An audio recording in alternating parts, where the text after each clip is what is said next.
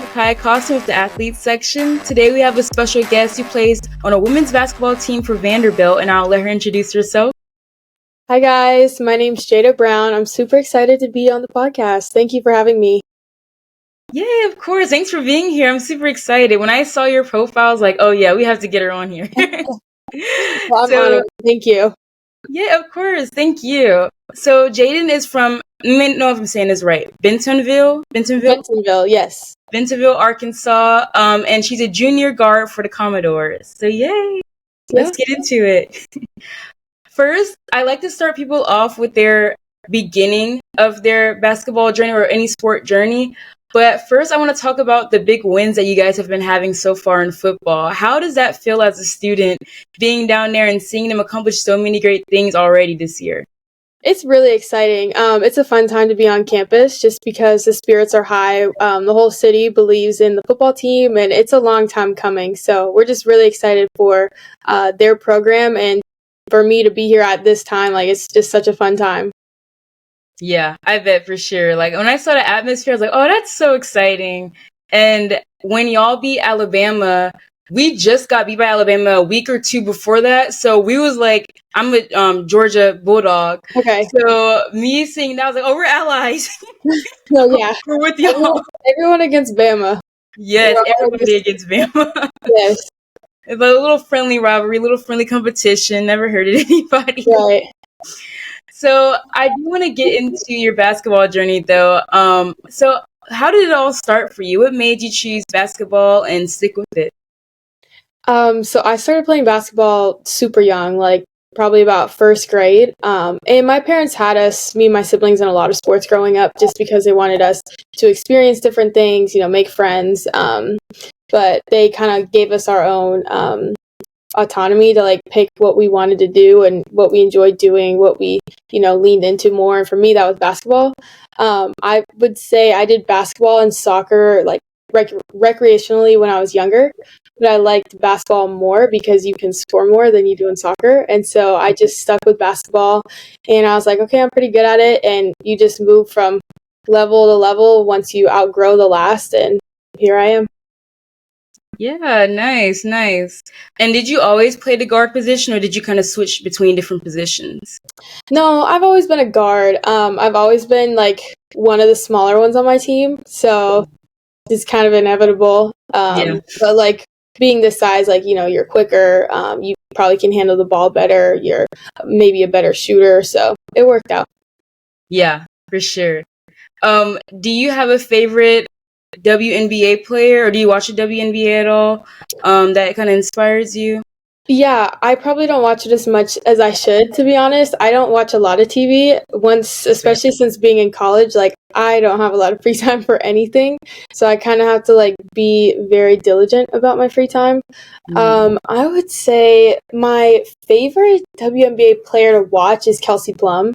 Okay. Just because I really like the way that she facilitates and just is in charge of the whole floor when she's on it. I think she brings a lot of positive aspects to the game. Like, she can create her own shot, but she can also like find a way to get her teammates involved and make them look good. So yeah, I really like Kelsey Plum. Yeah, she is a really great player. I've been watching some of her highlights during the last WNBA season on Twitter, and I'm like, okay, she's really explosive on the court, so that's a good one. And I also feel that the whole like not having a whole bunch of time to watch TV and stuff, especially in college, it's very hard. Like, and I know as an athlete, that's like extra, like on top of that. Like, I don't know. Like for me, I used to be really big. Well, I just got back into it, but I used to be an avid reader before going to college. But then as soon as I got to college, like I haven't found the time until like my senior year where I try to make time. It's hard to like fit that fun stuff in when it's like kind of recreationally and you have other things you have to be doing. So that's very fair. Exactly. My roommate, she's on me because I still haven't finished the new season of Outer Banks. She's like, when are you going to finish it? I'm like, I don't have time. Like, every time, like, I'll be like, okay, I'll watch it tonight. Like, something will come up or I'll have an assignment that I forgot about, or maybe I'm more tired than I thought I would be, so I end up going to bed earlier. Like, it's tough, but yeah. Yeah, no, that's very tough. I actually just finished talking to an athlete a few weeks ago, and she was telling me about the new season of Outer Banks. She didn't give me any spoilers, but she was like, "Girl, you have to watch. Like, it's so." Because I also like Outer Banks, and I'm like, my excuse is I also don't even. I'm out of college now, but I still don't watch a whole bunch of TV as much as I used to. But when I do, like, I have a long list of things to watch. So I'm like, okay, I have to like think of what order. Currently, I'm watching Gilmore Girls, and then I also have Outer Banks I want to watch, and then The Chosen, and it's like, okay, which one should I like watch in which order? And it's just, I don't know, it gets longer and longer. So I'm like, at this point, I'm gonna get to it when I get to it. Yeah, got to. Yeah. So, what do you think is going to be the future of women's basketball so far? I know it's growing, and WNBA is expanding and getting a new team. What have you seen growing in just women's sports in general since you first started, and where do you think it's going to grow into, like, post college? That's a really good question. It's definitely growing. Like, I think the world is finally being exposed to what has always been. I think the presence of social media and individuals being able to express their personality and maybe who they are off the court too has really accelerated kind of this boom of people's interest in women's basketball. But I also think it's in part to people like Angel Reese, Caitlin Clark, and a lot of girls are, looking up to these players and wanting to be these players. And I think there's also certain players like Rakia Jackson, Cam Brink, who have kind of showed that like you can still be a girly girl and you can express like your fashion and your feminineness, if that's a word, and also still be like a beast on the court. So I think in ways like that, like girls who are growing up really have good leaders to look up to. But I also think that's in part to the media and it just being very accessible now to know like these women's basketball players on a more like deeper level just than seeing them on the screen like playing. Like now you can kind of see like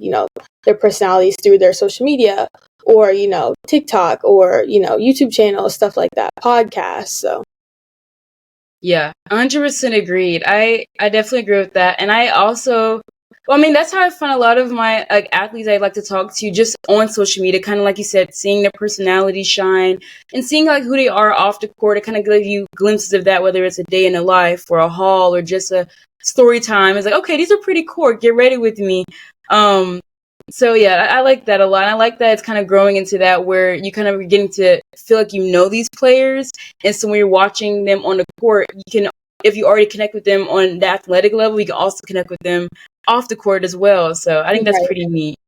Speaking of which, you have a TikTok and you're on social media as well. I want to get into that a little bit. Before we do, I saw that you're a part of this thing called athletes.org, and I saw your announcement about it on Instagram, kind of like explaining your purpose and your goals. Let's talk about that a little bit. What is it? How did you get involved? And what are your goals and purpose for that?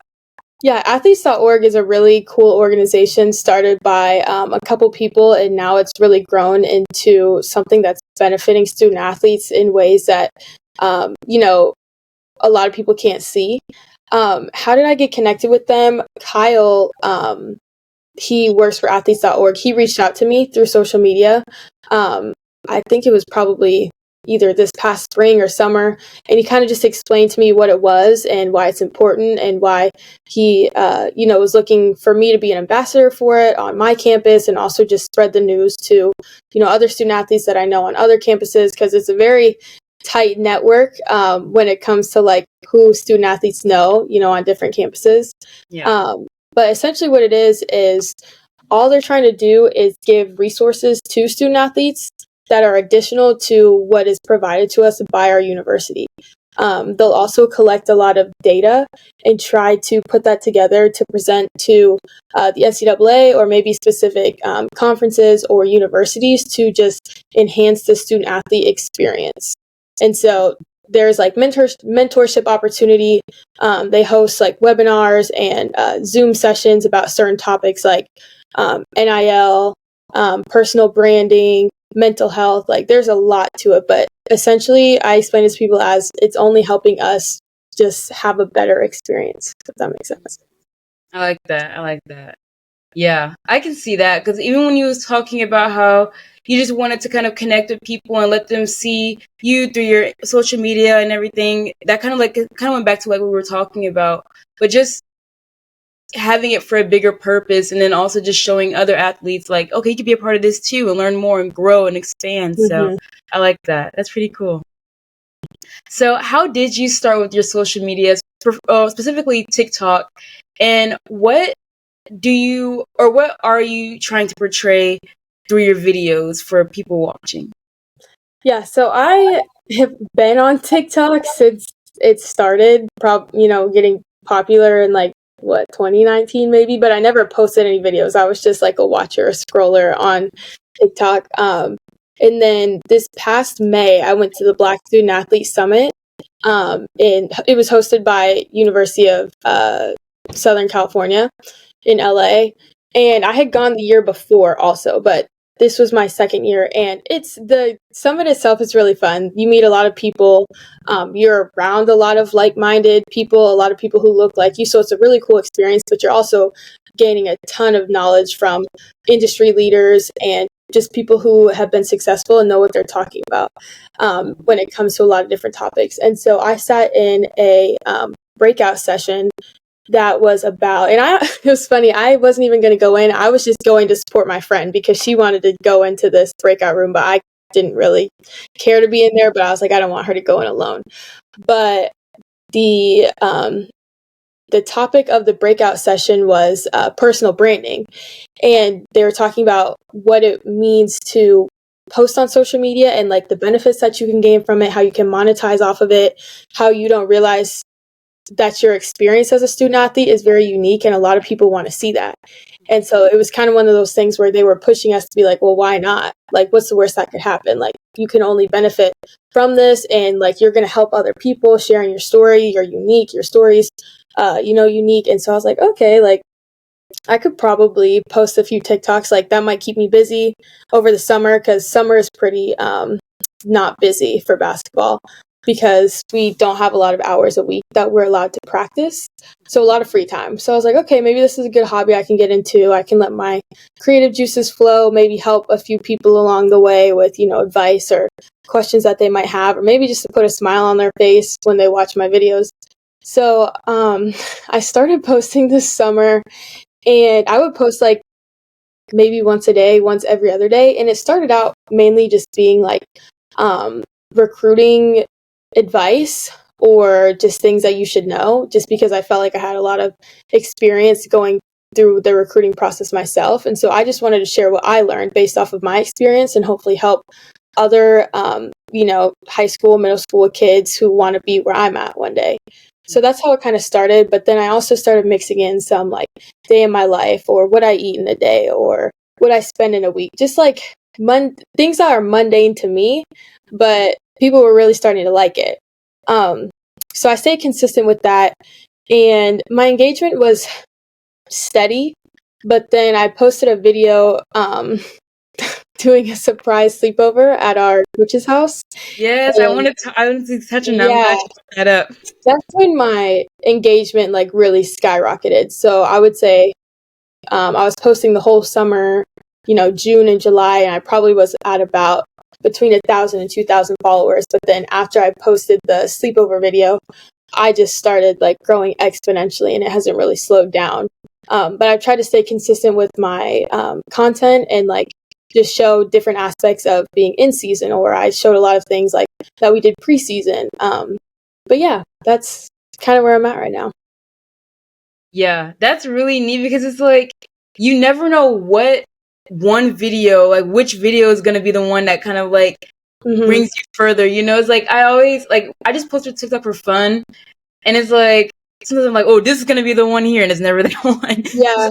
You just never know like what is that one video that's really going to take you further and really like get you, blown up. Because that video went viral, and I remember watching, I was like, wait, that looks so fun. So that's really cool.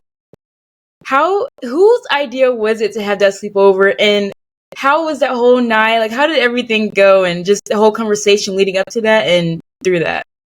Yeah, so I'm trying to think. I know the night that we did it, it was like one of our last days of summer workouts. So we kind of waited till the end of the summer. We had a teammate who played for the Polish national team where she's from.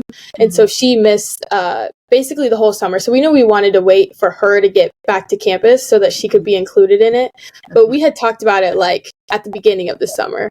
And we got the idea. We saw like a high school team do it, but it didn't go like super viral. Like I think Overtime Women's Basketball posted it on Instagram, and that's where we originally saw it, but it didn't like get a ton of traction. Like it didn't really become like a trend. Like we didn't see a lot of people doing it, but we saw it and we were like, this would be so fun because we know the relationship we have with our coaches, and we were like, no, they would think this was so funny. So we're like, okay, we know we want to do this at the end of the summer. We're going to wait for Aga, our Polish teammate, to come back to campus so that we can all do it. And there wasn't really a ton of coordination involved. We met at the Trader Joe's down the street. So we didn't all pull up, in our cars. We kind of like carpooled down the street to their house. And a bunch of people asked, like, did you guys actually sleep over? And we were like, yeah, we did. Because it's just like our head coach and our associate head coach are married. And so we like, for fun, we're like, oh, they're like mom and dad, but we're at their house a lot, and people are like, how do you even have their address? And people just don't understand, but like we're over there a lot for like recruit dinners and stuff like that. Like their door is always open to us, and they're super welcoming, and they have plenty of space for all of us to stay. So we stayed the night. We had a lot of fun. They went to bed early. We stayed up and played games and just did knucklehead stuff. But yeah. Wow, that sounds very fun, especially, and I think it's really important to have like that type of tight knit community with not only your teammates but also your coach, and then you say the associate head coach as well. It's really nice to have that just like family aspect of it, because then when you're playing on the court, when you're having off days or just days you don't really want to be there, you at least have that family you can kind of turn back to. So yeah, that's really neat, like a family away from your family.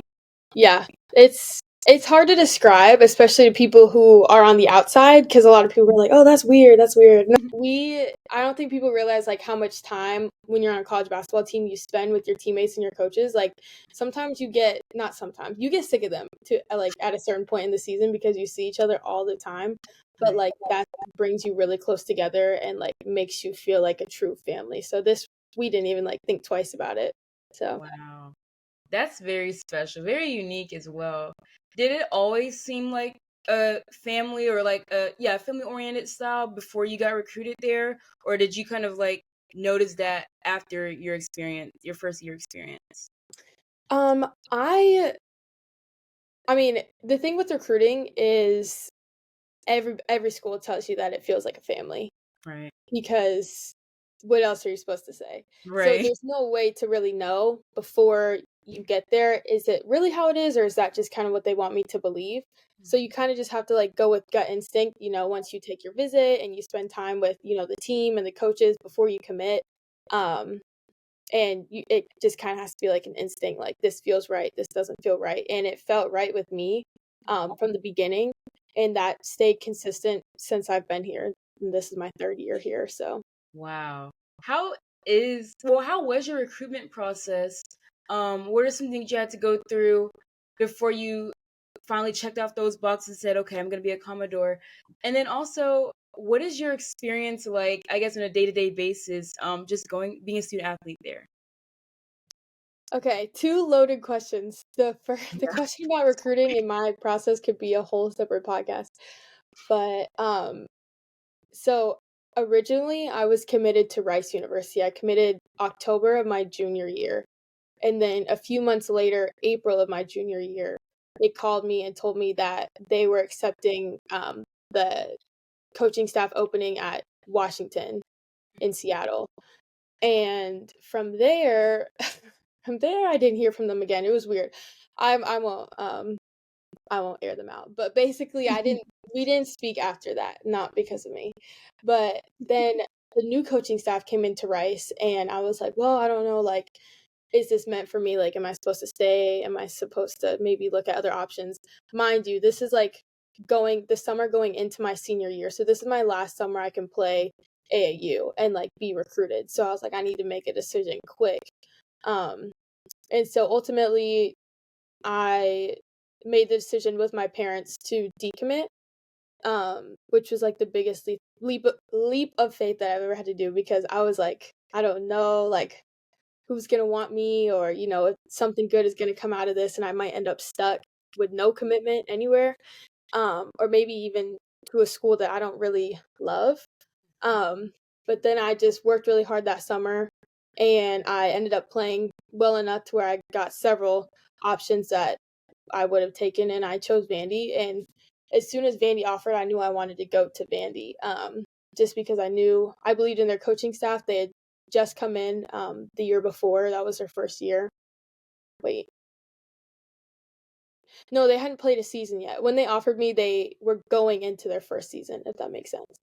Okay. So, but I knew, like, the head coach, like, Shay Ralph, she's coming from UConn. Like, she's a winner. Like, she knows how to win. She knows how to develop kids. Right. One of my trainers, who's like an uncle to me, had a relationship with Tom Garrick, which is the associate head coach, Shay Ralph's husband. And so he was like, this is a good guy. This is, who you should be playing for. So I'm like, all right, I'm sold. I came to Nashville, fell in love with Nashville, loved the campus, loved the university, the class size, just the nature of the campus, and it's beautiful. Yeah. That's definitely something that you want to, like, I guess, look for as being a student there, just the whole atmosphere in general. Like you said, you like the campus, you also like the atmosphere of Tennessee, of Nashville. So just being able to be a student athlete in that place that you're really enjoying is just definitely important when looking at those recruitment decisions. Yes. So that's really nice. And also, y'all's locker room is beautiful. I think it was your video I saw on TikTok, and I was like, I sent it to my mom. I was like, look at these athletes. Like, this is nice. Like, that's a really chic locker room. We're actually about to move into a new locker room. Really? And we haven't seen it yet, because they want it to be like a big reveal and like all of us on the team to see it at once. But like, Coach Tom, the one that I just mentioned, I was talking to him about it the other day, and he was like, if you think our locker room is nice right now, like, our current locker room is like a dump compared to the one we're about to move into. Whoa, so I no way.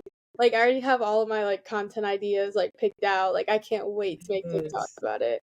Oh my gosh, that's exciting. That's something definitely exciting to look forward to. I'm excited to see it. Wow. Yeah, you'll be seeing it. I'm prepared to get sick of me, because I'm gonna be doing like tours and like fun things in the locker room. So yeah. All right, you guys tap in, stay tuned.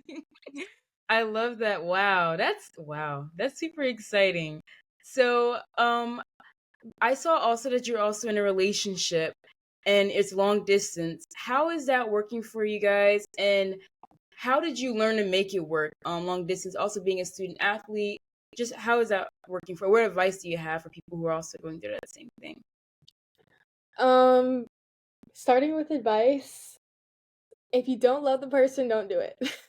You have, like, if you are wanting to get into a long distance relationship, like, it is not for the weak. Like, this needs to be somebody you can see yourself with long term, because it gets really tough. Especially, like, I'm a student athlete, but so is my boyfriend, so that makes it even more complicated. Like, aside from being long distance, like, we're student athletes who have different seasons and different commitments and goals when it comes to our sports and academics.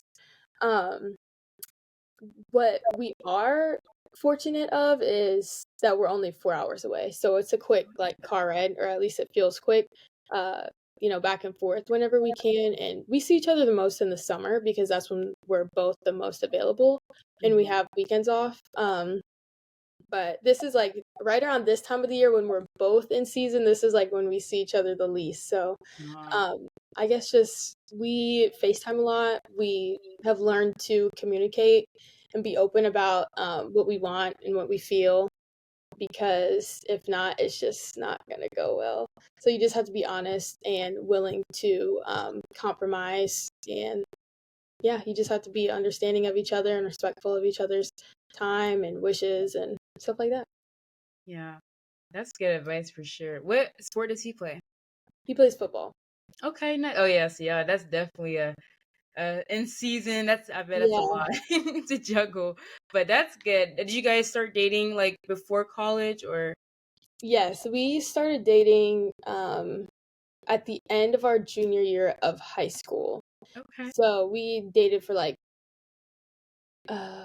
less than a year before he went to school. He enrolled in school a semester early, if that makes sense. A lot of football players do it. But Yeah. like what would have been the spring semester of his senior year, he left after the fall semester, if that makes sense. Yeah. And Okay. so that's when I guess I would have been January 2022. Yeah, Mm. January 2022. Okay. So Wow. almost 3 years of long distance, still going strong. Wow. No Still one thought going we could do strong. it, but we're proving them wrong. There we go. There we go. I love that. We're getting close to the end, actually. That's crazy. I know, like this does not feel like 30 minutes. So I also know that a lot of athletes like to do a lot of gear hauls. Y'all get a lot of great gear. What is your favorite gear or gear item that you have and why? I mean, I have I think I'll make a video about this at some point. I'm just kind of too lazy to do it because it's that much. But like the amount of gear that we have could like clothe a village, like crazy amount of like shirts, pants, sweatsuits, hats, suit. Like I literally have a suitcase like sitting right here because none of them like fit in my Oh, storage unit. Like I probably have like 6 or 7 suitcases, duffel bags. Like it's crazy. They got us this Aura ring. nice. I like that. Yeah, to help us like be more conscientious of our sleep and our readiness and different patterns. It can like predict when you're gonna get sick or like your menstrual cycle, like really cool data. Um, That's neat. Do they give it to all the athletes or just y'all's team? just our team. Wow. Yeah. Okay, that's pretty cool. So I can't really pick like I feel very fortunate. They gave us Yeah. um a lot of things that are nice. So I can't even say I That's don't know. okay. No, that's Everything. okay. That's really neat though. I Yeah. like the ring though. That's really cool. What is your favorite thing and least favorite thing about being a student athlete in Vanderbilt specifically? I think my favorite thing about being a student athlete here is the relationships that I've made with my teammates. Like these are like the people that I'm closest to, and I know that I'm going to continue these relationships like much further than these 4 years that I've been here. And so for that, I'm forever grateful that Vanderbilt brought me this circle that I have of girls who will support me through whatever it may be, um, and just be able to laugh, cry, joke, do everything with, go out to eat, go shopping. I mean, we do everything together. So I would say that's my favorite part about being a student. Well, one of my favorite. There's a lot of things. And on the flip side, there's also some like difficult things about being a student athlete. Um, now I gotta think of just one. It's okay if it's more. Yeah, we kind of talked about this, but you don't have a ton of free time, especially when you go to a university that's so prestigious and academically just draining, if that makes sense. Like there's really high academic standards, whether obviously for the students, but also for the student athletes, like you're no different. Like you still have, pretty high expectations and standards of you. Um, but the professors are all very understanding from my experience so far, so it hasn't been too bad, but you just don't have a lot of free time. Like if you're not in practice or doing anything basketball related, you might, have a paper, you might have to meet with your group, and it's tough because it's like you're tired, but like you don't have an option. Like you have to, do what you're supposed to do. So Those are some pretty good ones though. Very great aspects of like student athletes having that close knit bond with your teammates and doing everything together and enjoying the campus, enjoying the ups and downs with each other, and then just the downfall is like you just have to, I guess, rework or manage different time schedules. Is different when you're an athlete. You can't just say, okay, I finished my work, I'm done. Like there's always something to do. So yeah. yeah, I feel that. So we're down to the last question, and I ask everybody this question at the end. But if you can give one piece of advice to an athlete or younger athlete who's going through or will go through what you're going through, what would it be? Hmm. Oh, I could say like 100 things. And it's okay if there's more. Like some people have been giving like more than one, and that's totally fine as well.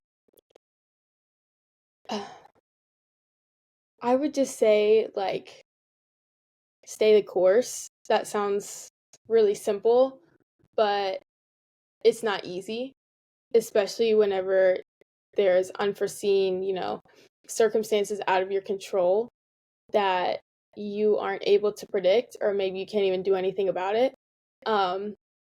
But I'm a faithful person, and I know that I would not be where I am physically, mentally, emotionally if I don't lean on my help, which I find it in Jesus. And so for me, I would say, yeah, like no matter what comes your way, you have to find a way to get back on track, however that looks for you, but not to be discouraged by things that are outside of your control, and just continue to get 1% better every day, because that's something that no one can take away from you. No one's going to be able to stop you from doing that. So, Yeah.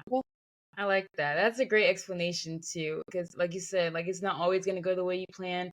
Sometimes you may have a whole plan set out, but when things go, haywire, you have to know how to get back up and say, okay, like what am I going to do with what I have, and like you right. said, rely on your faith, rely on God, rely on, your community and support system that just kind of help you get through it, because we can't just do it all on our own. So I like that. Yeah. Where can the people find you on Instagram or on social media in general? My Instagram is _Jada Brown, and my TikTok is Brown Jada with 2 A's at the end. I need Nice. to work on like making the same username, but I just feel like my last name is too common, and so it's hard to like I feel make that. the same username. But Yeah. we're working on that. And that's okay. I was able to find you. I just looked up your name and I was like, oh, there she is. Yeah, there we So it go. worked out nice. Good. Well, thank you so much again for hopping on here. I really enjoyed this conversation and getting to know you and your story. And I hope you also had a great time. Oh yeah, I had so much fun. Thank you again for having me, and thank you everyone for listening.